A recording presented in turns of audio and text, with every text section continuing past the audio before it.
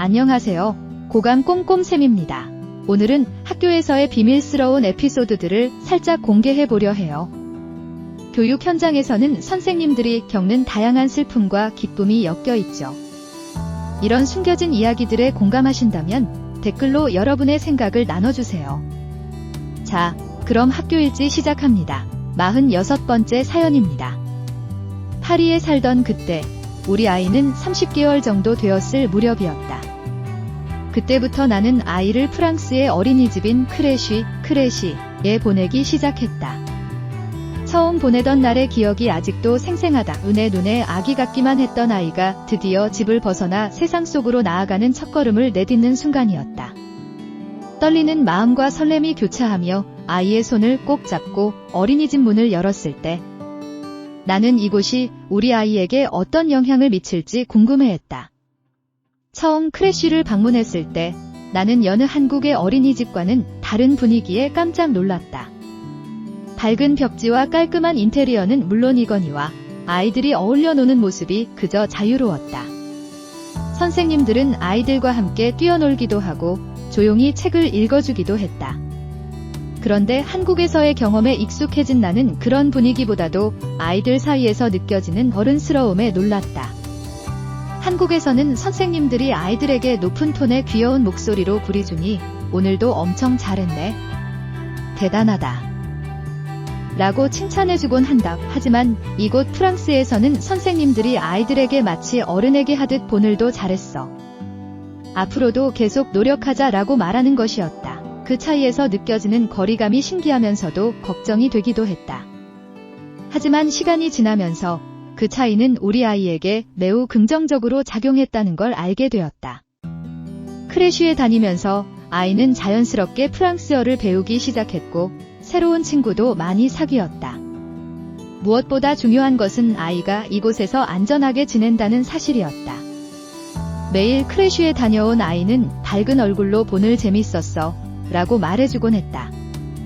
그 말을 들을 때마다 나는 마음속 깊이 안도감이 느껴졌다.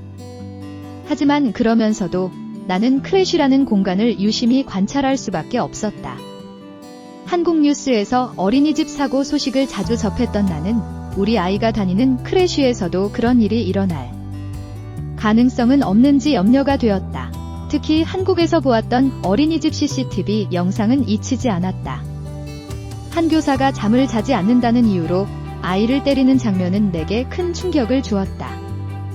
그런 기억들이 떠오를 때마다 나는 아이를 픽업하러 갈 때마다 선생님들과 아이들 사이의 관계를 주의 깊게 살펴보았다. 물론 프랑스의 크레쉬에서는 그런 걱정을 하지 않아도 되는 분위기였지만 나는 여전히 경계심을 늦출 수 없었다. 아이들을 다루는 선생님들도 분명 스트레스를 받을 텐데 그 스트레스가 아이들에게 나쁜 영향을 미치지 않을까? 걱정되었다. 하지만 시간이 지나면서 나는 프랑스에서는 선생님들이 받는 스트레스나 압박이 한국에 비해 덜하다는 것을 깨달았다.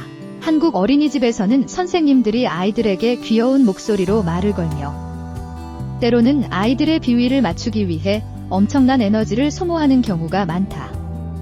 반면 프랑스에서는 선생님들이 아이들에게 어른처럼 대하고 굳이 목소리 톤을 높이지 않는다. 그런 점에서 프랑스의 어린이집 선생님들이 상대적으로 스트레스를 덜 받는 것 같았다. 프랑스의 어린이집은 여러 면에서 한국과는 달랐다. 학부모에게도 과도하게 잘 보이려 하지 않는 프랑스 선생님들의 태도는 꽤 인상적이었다. 아이를 데리러 갈 때면 선생님들은 그날 있었던 일들을 간략하게 부모에게 알려주었다. 오늘 우진이는 점심을 잘 먹었고 낮잠도 잘 잤어요. 화장실은 2번 다녀왔어요. 라는 식으로 말이다. 늘 하던 일과만 간단히 알려줄 뿐 아이가 어떻게 지내는지에 대해 더 이상의 세부적인 설명은 없었다. 처음에는 조금 당황스러웠다. 왜냐하면 한국에서는 선생님들이 아이의 하루를 세세하게 설명해주곤 했기 때문이다. 하지만 프랑스에서는 오늘 하루 잘 지냈어요. 라는 말이 최고의 칭찬이었다. 간단하고 명료하고 시크했다. 어느 날 아이가 살짝 다친 적이 있었는데 선생님은 놀다가 살짝 다쳤어요. 라며 담담하게 말해주었다. 그 말에 나는 크게 이의를 제기하지 않았다. 어차피 아이들은 놀다가 다칠 수도 있는 법이니까. 그렇다 프랑스에서는 아이를 돌보는 일이 지나치게 과장되지 않는다. 부모들도 선생님들에게 과도한 기대를 하지 않는다. 그저 시크하게 아이를 맡기고 각자의 일터로 돌아가기 바쁘다. 학부모들끼리도 특별히 친해지려 하지 않는다. 그래서일까? 학부모들 사이에서는 우리 아이는 오늘 누구랑 놀았을까? 라거나 아이의 단체 생활은 괜찮은 걸까? 라는 질문을 크게 하지 않는다. 모두가 서로의 일에 간섭하지 않는 깔끔한 관계가 형성되어 있다. 흥미로운 것은 어린이집 내부에서의 관계도 역시 수평적이라는 점이었다. 선생님과 원장의 관계도 매우 수평적이었다. 한 번은 내가 담임 선생님과 대화를 나누고 있을 때 원장님이 우리 쪽으로 다가오는 모습을 보았다. 원장님은 선생님이 나와의 대화를 끝내기를 기다리며 옆에서 가만히 서 계셨다. 나는 그 상황이 조금 어색했다. 한국 같았으면 선생님이 원장님에게 먼저 인사하고 대화를 중단했을 법한데 말이다. 그러나 그 선생님은 대화에 집중했고 대화가 끝난 후에야 원장님께 고개를 돌려 무슨 일이신가요? 라고 물었다. 원장님 역시 그 상황을 불편해하지 않는 눈치였다. 이런 일화를 통해 나는 프랑스 사회에서는 상대방의 지위에 상관없이 대화 중에 제3자가 끼어들지 않는다는 사실을 깨달았다. 대화 중인 두 사람의 시간을 존중하는 문화가 자리 잡고 있었던 것이다. 이 수평적인 관계 덕분에 선생님들은 원장의 눈치를 보지 않고 편안하게 아이들을 돌볼 수 있었다. 또한 동료들 사이에서도 수평적인 관계가 형성되어 있었다.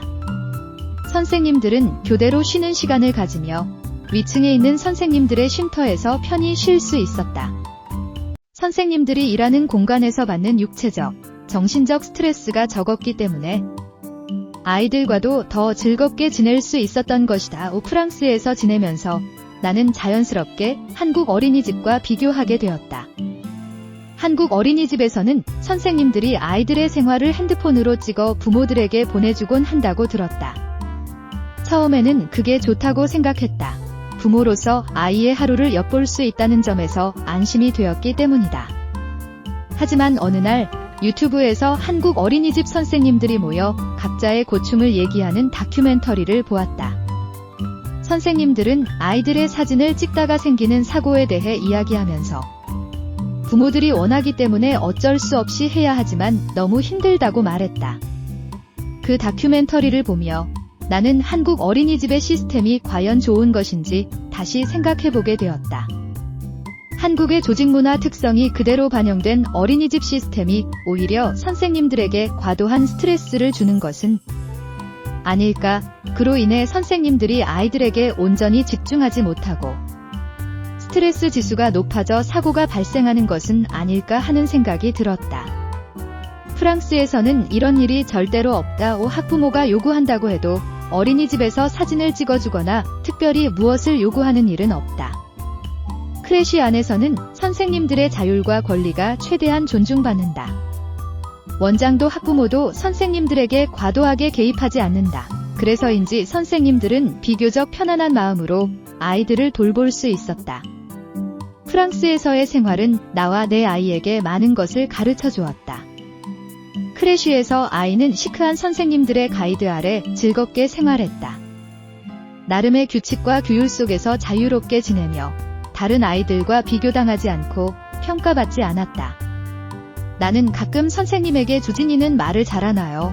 불어는 어떻게 하나요? 라고 물어보았지만 선생님들은 늘 아이들의 성장 속도는 다 다르니 늦게 말을 해도 괜찮다고 답해주었다. 그 말에 안심이 되면서도 마음 한편으로는 불안한 마음에 또다시 같은 질문을 하곤 했다. 프랑스에서 3년 4개월을 지내는 동안 나는 단 한 번도 프랑스 TV에서 어린이집 사고 관련 뉴스를 본 적이 없다. 반면 한국에서는 어린이집 문제가 종종 뉴스에 오르내리곤 했다. 그래서 나는 생각했다. 한국의 조직 문화가 어린이집 시스템에 그대로 반영되면서 선생님들이 과도한 스트레스를 받고 그로 인해 아이들에게 온전히 집중하지 못하는 것은 아닌지 말이다. 물론 모든 문제가 시스템 탓만은 아니다. 개별 교사의 성품이나 자질이 부족할 수도 있다. 그런 교사들은 마땅히 처벌받아야 한다. 그러나 아이를 사랑해서 어린이집 교사라는 직업을 선택했음에도 불구하고 여러 구조적인 문제로 인해 그들의 열정이 사그라들고 꿈이 꺾이는 것은 아닌지 한 번쯤 생각해 볼 필요가 있다. 이를 위해 정부, 시민사회, 그리고 학부모들이 다 함께 머리를 맞대고 해결책을 찾아야 할 것이다. 프랑스에서의 경험을 통해 나는 우리 아이가 건강하게 자랄 수 있도록 환경을 만드는 것이 얼마나 중요한지 깨달았다. 아이들은 그저 시크하게 그리고 행복하게 자라면 된다. 그리고 그것을 위해서는 어른들의 역할이 매우 크다는 사실도 잊지 말아야 할 것이다. 프랑스 어린이집 시스템 및 문화와 관련된 사연 감사합니다. 항상 정신건강 바짝바짝 챙기십시오. 여러분의 노고에 진심으로 응원과 감사를 보냅니다. 좋은 사연 있으시면 메일로 언제든 보내주세요. 사연 채택된 분들께 커피 쿠폰 보내드리겠습니다. 46번째 학교일지였습니다. 지금까지 고감 꼼꼼쌤이었습니다. 아디오스.